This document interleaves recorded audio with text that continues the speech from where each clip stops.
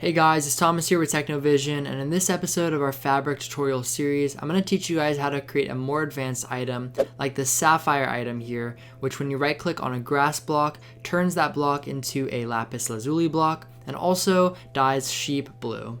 So if you remember from the last episode, in our mod items class here, we created an item by using the item class, but if we want to create something that's a little bit more advanced, then we're going to actually create our own class and we're going to extend the item class instead. So that's what we're going to do right now. So come over to your tutorial package or whatever you named your mod package, and you're going to right click, create a new package, and we're just going to call this items.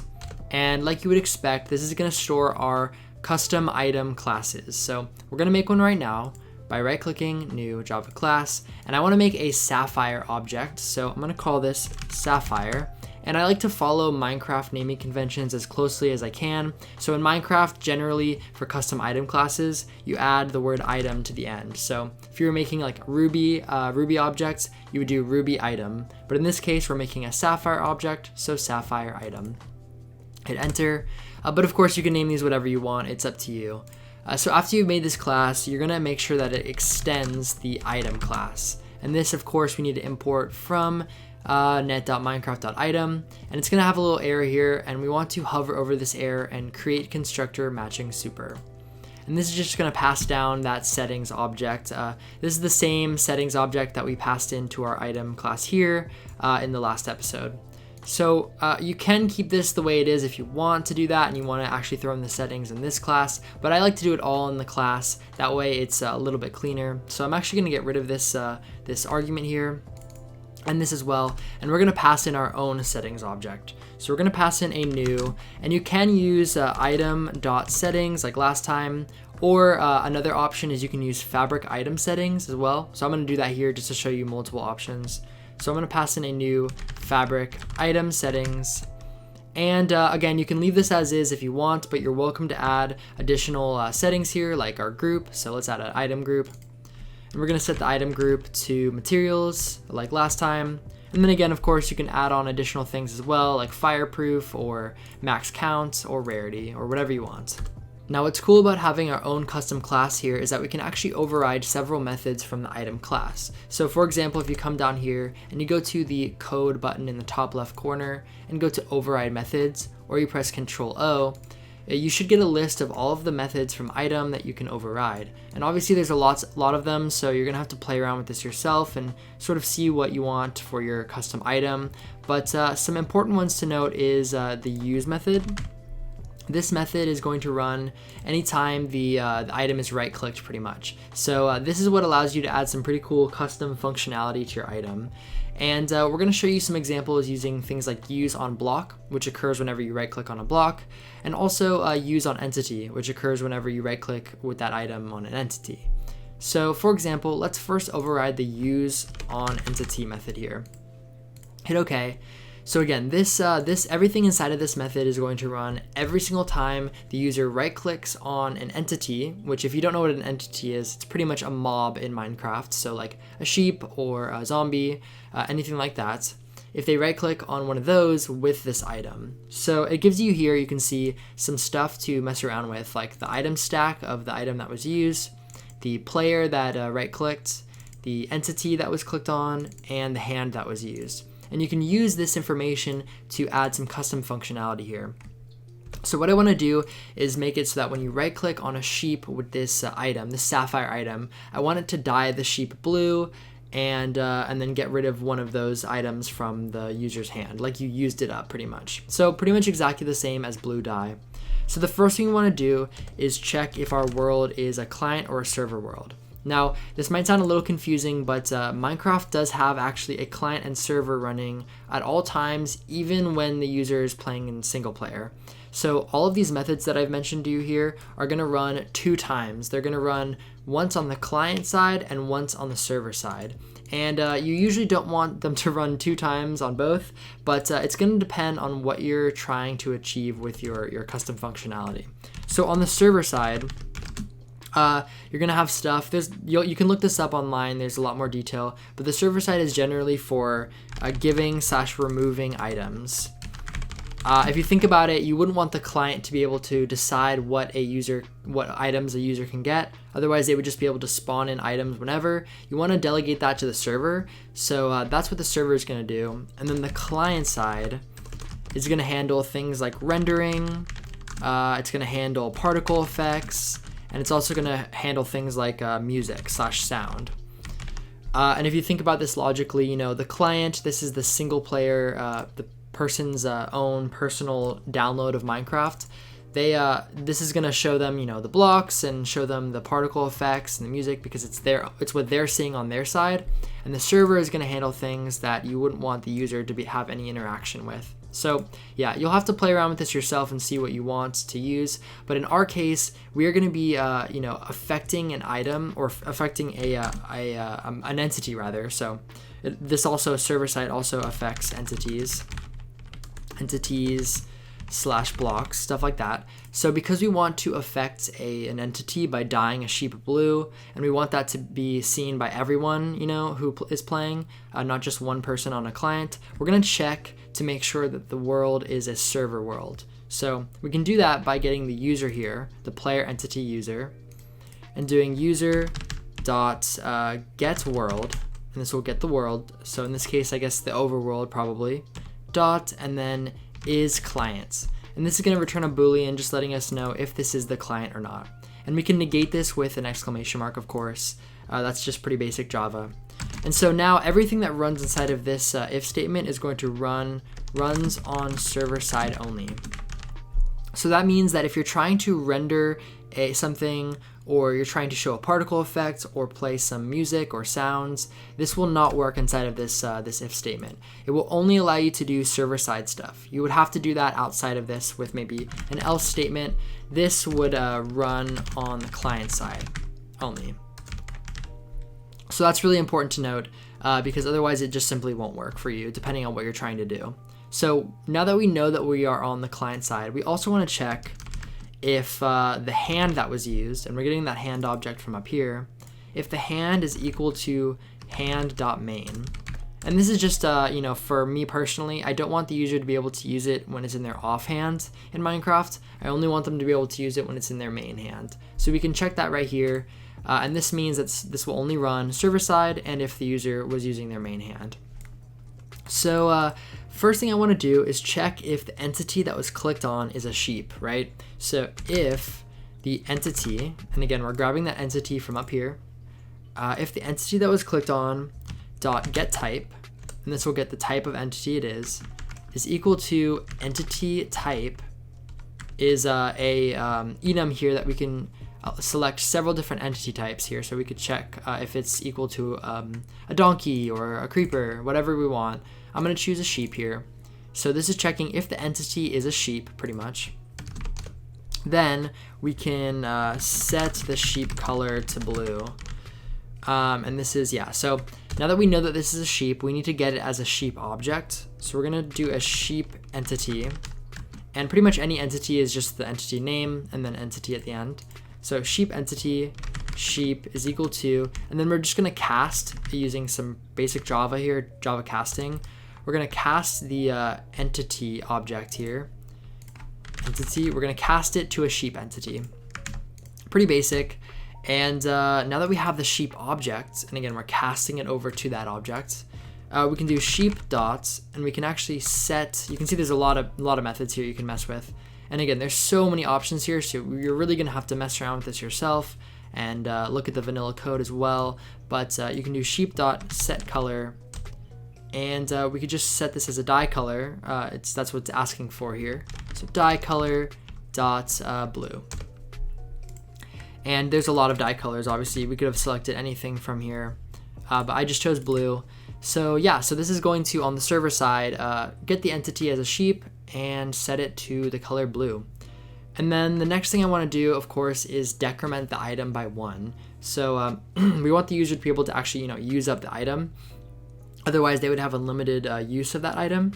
So we want to decrement by getting the user dot, and I guess I should mention here, you might think that you could just take the stack here, excuse me, the stack and then decrement like this, stack.decrement. But this won't actually work to my knowledge, because this is a copy of the item stack. It's not the actual stack in the user's hand. So to actually decrement the user's stack in their hand, we need to get the user here. So user dots, and then get stack in hand. And then we can pass in the hand object that it gives us. So hands, and then dot decrement. And we can decrement this by whatever amount we want. So in my case, just 1. So this is going to get rid of 1 of that item from the user's hands. Great. Now, there is something I should mention here. This is going to also decrement it in creative mode, which some people might not want. So if we only want it to decrement in survival mode, then we could do a check here like if user dots, and again, tons of methods we can mess with here, but we can see is creative. So we can check if the user is in creative mode, and if they're not, rather, so we can negate with an exclamation mark. If they're not in creative mode, then we can get the stack in the hand and decrement it. So this is going to, again, decrement the stack by 1 if the user is in survival mode only, just like you would expect with anything in vanilla. And then I guess one more thing I should do. So if the entity is not a sheep, let's send a message to the user letting them know why it didn't work. So we could do an else here. So if the user is not a sheep, basically it's going to go here. It's an if else. If the user, or if the, not the user, if the entity that they clicked on rather. So if the entity is not a sheep, then we're going to send a message in chat. And you can send a message in chat really easily by grabbing that user again and doing dot send message. And you can see here it just takes in a message, and you can pass in an optional boolean if you want. And to send some text as a text object, you can do text dots, and then there's lots of options here, but in my case I want to do a literal text, so text.literal, and we can just pass in a string. So I can just say, for example, try using that item on a sheep, and then maybe like a winky face since it's like a little hint. Yeah, so that's going to send a message in chat if the entity was not a sheep. Great, and then you want to make sure that you always return at the end here, if possible, the super method, so super.useOnEntity here, and that's just going to keep running if there's anything that I guess vanilla or another useOnEntity method is needing to run there. You can also, if you want, do something here, like for example, you could return an action results. You could return an action result fail, for example, if you wanted to, for whatever reason, tell the game that this was a failed action. Whatever you want to do there, you can return action results as well. That's another option. You could also return a success, and I believe pass is an option as well. This is just like nothing really. So yeah, this is going to work now for us. So let's actually try this out by actually registering the item to our game. So again, to register that item to the game, just like before, we come over here to our mod items class in the registry package, and we're gonna make a new item here. And again, it's public static final, but instead of using the item object, we're gonna use our custom class. So sapphire item, and we're gonna call this again sapphire because that's the object, and this is gonna be a new sapphire item.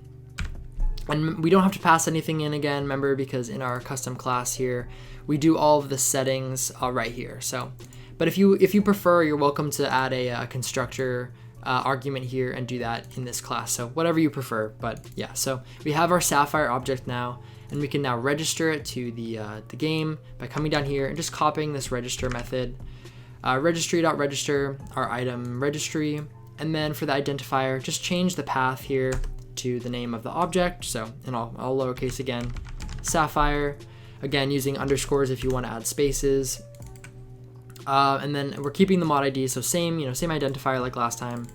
Throw our sapphire in there, and now you can see we have registered our sapphire object to the game just like you would expect, and just like in the last episode. And then again, we have to come over here to assets in the resources folder, so resources, assets, your mod ID folder. And first thing we should do is go here to models, item, and if you remember last time we had this ruby.json for the model. We can actually just copy this now with right click, copy, and just paste it again, and rename it this time to sapphire.json. And it's pretty much exactly the same. We're just gonna change the name to sapphire here, just like in the last episode. And I'm moving fast because hopefully you've kind of mastered this from the last episode. And then in textures, items, we're going to throw in another texture. I actually have the texture right here, this sapphire texture. And you can just, again, remember it needs to be the same name as the path here. Throw it into the items folder, refactor. There we go. We have it inside of our textures items folder. And then last thing is in the language folder, or language file rather, en_us.json. We're going to add a comma here, and we can add a new entry by just pretty much copying the same line above here. And then instead of, again, it's item.modid.name. So in our case, we're going to change this to Sapphire. And then we're also going to change the name itself to Sapphire. Great, so now that all of that is done, if we go and run the game by clicking the green triangle up here, we can check out this useOnEntity method to see if it actually works. So I'm going to do that right now, and I will see you in the game. Alright, so now that we're in the game, we can go over to our creative menu again, go to search items, scroll all the way down, and there's our Sapphire object, like we would expect. It's working great. Now let's try out that useOnEntity method. So if we click on, for example, a cow here, it's going to give us that chat message that says, try using that item on a sheep. Perfect. If we just click it in the air, nothing happens, whatever. But let's find an actual sheep now. So here's a white sheep. And if I right click on the sheep, there we go. It turned blue. And we're in creative mode, so it didn't decrement the item. But let's try that out in survival mode real quick to make sure that it's actually decrementing the item. So if we go to game mode, survival, and we put the sheep down and we use the sapphire, there we go. It actually got rid of the item and decremented it by 1. Alright, so that's all you really need to know when it comes to advanced items, but I'm going to show you another example just for fun. So let's come down here in our sapphire item custom item class, and I'm going to override another method here. This one is going to be useOnBlock. And we can hit OK. And just like the last useOnEntity method here, this is going to run every single time the player right clicks on a block with the item in their hand. So what I want to do here is that when you click on a grass block, I want it to turn into a lapis block, kind of like you're dyeing the grass block with the sapphire. I know it doesn't really make a lot of sense, but it's just for fun. So you'll notice here that this is a little bit different. It's using a different handler here. So we only get a context object. We don't get all of this great information like we got before. So we're going to have to actually grab it ourselves from the context object, and it's going to make our implementation a little bit different, which I'll show you right now.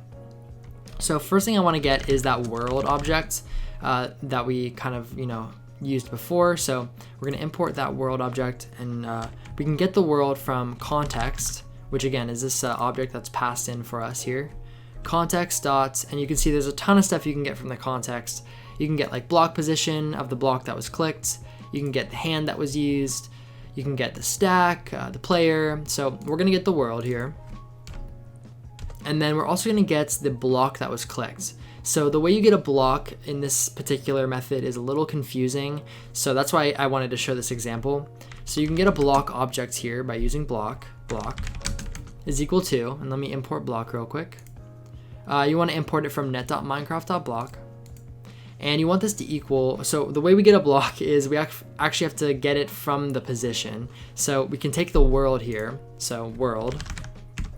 And then we can do get block state here. And the block state is, we'll talk about block state in more detail later. All you really need to know for right now is it's what state the block is in at this current moment. But again, we'll talk about it in more detail later. But this is going to ask for a block position. And you can get that with the context object. So context dot get block position. And again, this is getting the block that was clicked by the object or by the user. Cool, so this is going to give us the block state, but we want to get the actual block itself. So we can do that with dot get block, and that will get the block itself. Or you can just grab the block state, whatever you want. Yeah, so great. So next we want to check if the block is actually a grass block. So we can do that with if block is equal to blocks.grass block. So this is going to check if the block is a grass block. So now that we know that the block is a grass block, we can do stuff with it. Now, this is going to get a little bit more confusing because, again, we have to keep in mind that client and server relationship that we talked about earlier. So what I want to do here is I want to update the block and item stack. So, decrement the item like usual and update the block, but I also want to play a sound when we do it. So I want to play just a fun little noise, like the noise of you placing a wool block, for example. It can be any noise you want, but in order to do that, we have to do that on the client side only, because again, this will not work on the server side. So what we can do here is we can do another if statement and check if the world.isClient, and let's negate that. So if the world is a server, basically, then we want to update the block and item. Otherwise, so else, this would be the client side, we're going to play the sound. So this is a way to sort of implement it here. There's lots of ways you could go about this, but yeah, a little confusing, but you'll get used to it as you kind of play around and see what works on client and server sides. So to update the block, what I want to do is set it to a lapis block. So we can do that with world.setBlockState. And this will allow us to actually set a block state in the world, change the state of a block. And we can pass in the block position with, again, context.getBlockPosition, and we can set the block state. And we can do that with grabbing our block here, block.getDefault state. There we go. So that's going to, we're updating the block at, oh wait, I'm so sorry. This is not right at all. I don't know why I had a total brain fart there. So we're setting the block state at this block position to a lapis block, not the original block that we had. That makes a lot more sense to me. So blocks dots is how you grab any block you want. And in our case, we want to grab the lapis block here. So we can do lapis block. And then we can get the default state from that. So whatever you said here is, again, it's the state that you're updating it with. So we're updating the block at this position with this state. It's pretty basic, but for some reason I just totally forgot that this was the update state. So yeah, now that we've done that, we also want to decrement the stack. So again, we don't have a player object like last time, so we have to get the player from the context. So context.getPlayer. And remember, we have to get the stack in hand, and we can get the hand again from the context. So context.getHand, and we can decrement that by 1. Great, so we've done that on the server side now, and now we have to do the client side for playing the sound. So if this is the client side, then we'll play the sound by doing context.getPlayer. And with the player object, you can do .playSound. And you can also do things like showing a particle effect if you would like, but I'll cover that in later episodes. So for now, we're going to play sounds. And we can grab a sound by doing sound events dots. And you can see there's a ton of sounds here. There's just like endless amounts. But the sound I want to use here is block_wool_place. So this is the sound that plays when you place a wool block. And then you also have to pass in a volume and a pitch. So for the volume, I'm just going to use 1.0F, and for the pitch, 1.0F again. And these are just the standard volume and pitch values, but you can, increase and decrease them as you see fit. Yeah, so that is pretty much it for this. I'm just going to say play a sound on the client, so we specify, and on the server for updating the block and item. And this here is check if the block is grass. Great, so now we can actually run the game by clicking this green triangle and testing this out. All right, so we're inside of the game, and let's grab that, let's go into game mode creative first. Let's grab that sapphire object here. And if we click on, let's say, like a sand block, for example, nothing is gonna happen, whatever. But if we click on a grass block here, there we go. And you should hear the noise, hopefully. It might be a little quiet, but it is working. And if we use this in, let's grab a bunch of sapphire objects. If we use this in survival mode, there you go. You can see it decrements each time we use it. And yeah, so everything is working great. Now the last thing I'm going to show you guys is just this really important method that I talked about earlier, which if we go to code, override methods again, and we go to use, This is the use method, and this is another one that you might want to check out. This is going to run every single time the item is used, just in general. So it doesn't matter if it's used on a block, on an entity, just in the air, or if it's used, any single time it's used in every single scenario, this will run. And you can do a lot of stuff in here as well, similar sort of examples like I showed you here. But yeah, that's just to show you that this is another option that you have. Alright, that's going to do it for this episode. Thank you guys so much for watching. Remember that the things that I showed you in this video are just a few examples, and that the possibilities with these custom items are pretty endless. So mess around, see what you can do, and yeah, I'll see you in the next episode.